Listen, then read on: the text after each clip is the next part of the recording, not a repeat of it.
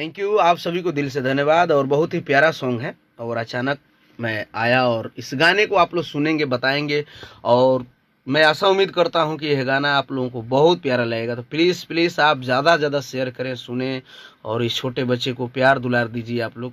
चंदन जी बहुत बढ़िया, thank you. Badshah Ansari ji thank you. Yadav Mithilesh जी थैंक लव यू टू मेरे भाई, लव यू। परदेसी बाबू जय हो जय हो। प्रदीप कुमार, सिंगर सचिन दीवाना, भाई लोगों का अनगिनत लाइक आने लगा, कमेंट्स आने लगा और सभी लोग जुड़ने लगे।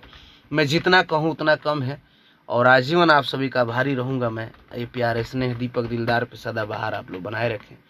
तो प्लीज़ शेयर करें और बताएं कैसा लगा song. Thank you all friends और thank you.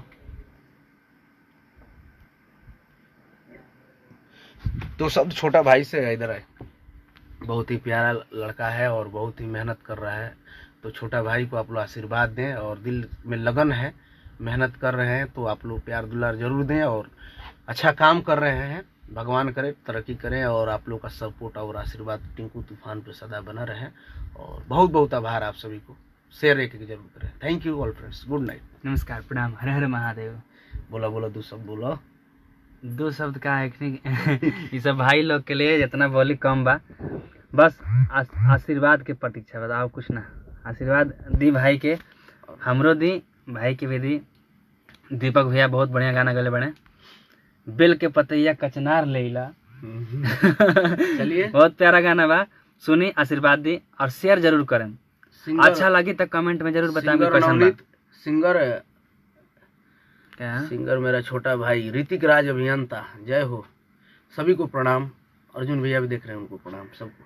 Thank you all friends. Awadh Bihari ji लिख रहे हैं, रंगरवाज राजा दीपक दिलदार भैया। अरे भाई जय हो जय। थैंक यू बहुत बिहारी जी।